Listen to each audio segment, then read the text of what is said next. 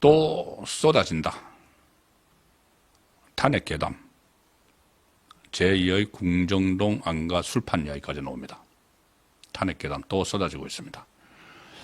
기억하실 겁니다. 박근혜 전 대통령 탄핵 때, 자, 태블릿 PC부터 시작을 해서 청와대 구판, 막 무속 프레임을 씌웠죠. 지금도 마찬가지입니다. 무속 프레임을 씌우고 최태민 목사, 세월호 7시간,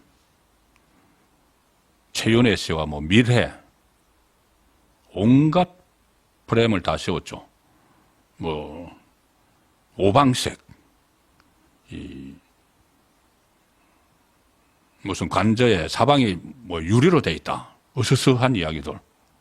그때 다 프레임을 다 씌웠습니다.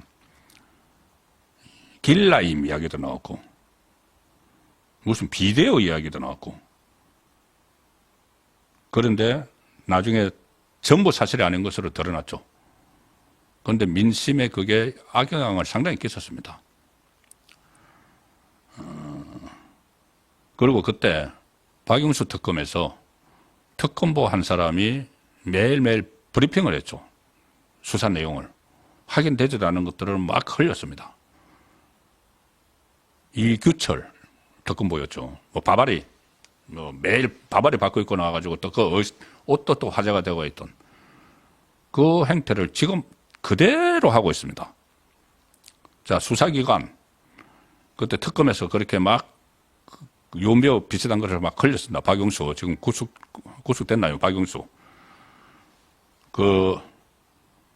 그것처럼 지금 국가수사본부, 경찰에서 계속 이런 사실들을 특히 경찰에서, 공수처에서도 마찬가지고 검찰도 마찬가지지만은 국가수사본부에서 이 노상원 전 정보사령관과 관련해서 안산 신당 이렇게 표현을 해서 수첩을 압수를 했다는데 그게 마치 비상계엄의 원대한 스케줄 계획이 그 안에 다 담겨 있는 것처럼 마치 윤석열 대통령하고 다 공유를 한 것처럼 그런 내용들을 막 공개를 했죠. 신문에 다 받아 지금 쓰고 있습니다.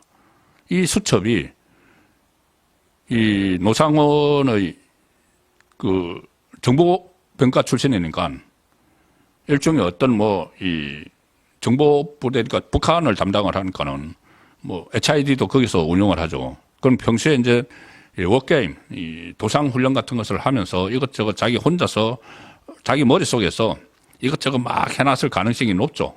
그 수첩, 손바닥만한 수첩인데 그걸 누구에게서 공유한 것도 공유를 하지 않았을 가능성이 높은데 자극적인 내용들을 브리핑을 했습니다. 흘렸습니다. NLL에서 북한 공격을 유도한다. 정치인을 사살한다. 정치인, 언론인 등 수거 대상. 이런 것이 이제 메모를 해놨는데 오물풍선 이야기도 있고. 그런데 이게 언제 작성을 한 건지 이것이 그냥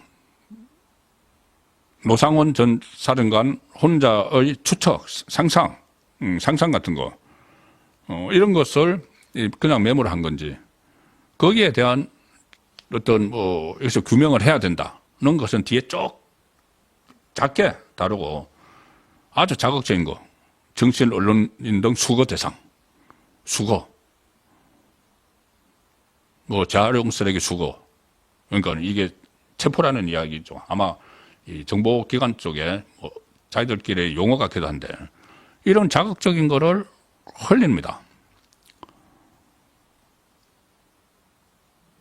수첩 내용에 관계없는 신당을 엮어가지고 무당, 구판 이미지를 막 뒤씌우고 그리고 다른 부분들도 여러 가지가 있습니다. 일일이 제가 다 설명을 못 드리는데 가령 오늘 또 장경태가 그런 이야기 했죠. 김건희 여사 성형 비상계엄령 발동 당시에 이 성형외과 병원에 있었다. 그럼 확인도 지금 되지도 않고 있는데 또 뭐 그렇게 하니까는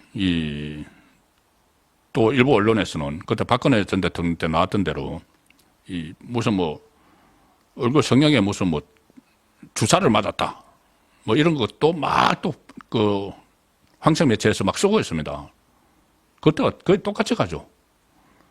오늘 문재인 정부 때 상황실장을 했던 윤건영이 또 하나 괴담을 퍼뜨렸습니다. MBC 라디오, 좌파 라디오, 김종부의 시선 집중, 여기서 또 마이크를 주니까, 자, 제보를 하나 받았다. 이 사람들은 뭐, 걸편하면 제보를 받았다고 합니다. 제보를 확인도 안 해보고, 제보를 받았다. 윤석열 정권 초기에 대통령 측이 삼청동 대통령 안가를 개조하려고 했다는 제보를 받았다. 어떤 인테리어 뭐 업 하는 사람한테서 제보를 받았다는 이야기 같은데, 당시 제안은 술집의 바 형태로 안가를 바꿔달라고 했다.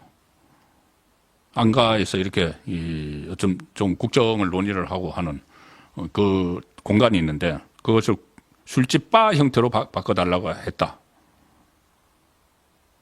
그런데 다만 대통령이 안가인데다 경호관들이 다 보고 있으니 공사를 하는 것이 너무 겁이 나서 중간에 포기했다더라.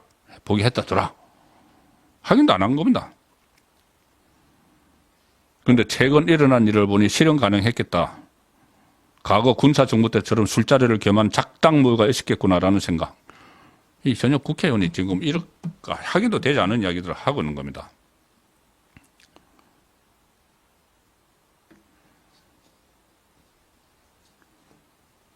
뭐 박선은 또 안가에서 군 장성 4, 5명이 참석한 모임이 빈번하게 열렸다 이런 것들도 있고 쭉 하는데 이 안가 부분에 대해서 안기령 지금 뭐 대변인 하고 있네요. 안기령이 브리핑을 했는데 뭐라고 했냐면은 제목이 내란 숙의 윤석열은 제2의 궁정동 안가를 꿈꿨습니까? 이렇게 제목을 답니다. 11.5 일어난 것이 궁정동 안가였죠. 박정희 대통령 시절에. 그걸 또 갖다 붙입니다. 지독하죠. 읽어드릴까요? 참 읽을 가치도 없는데 어떻게 이 선동을 하는지를 말씀드리기 위해서 몇 개만 읽어드리겠습니다. 마침내 드러난 내란 숙의 윤석열의 민낯은 술에 취한 광인이었다. 미친 사람이었다는 거죠. 매일같이 새벽까지 술을 마셨다는 얘기들이 떠돕니다. 이게 대변인이 할 논평입니까? 윤건영 의원이 밝힌 제보에 따르면, 자, 이건 이제 윤건영은 제보를 받았다고 하고, 또 대변인은 윤건영이 밝힌 제보에 따르면 하고 확대 재생산하는 거죠. 윤석열은, 이제 뭐 C도 안 붙입니다. 윤석열은 정부 출범 초기부터 삼청동의 안가를 술집 형태로 개조하려 했다고 합니다. 사실이라면, 나중에 또 빠져나가려고, 사실이라면 정말 기가 막힌 일입니다. 사실을 먼저 확인해야죠.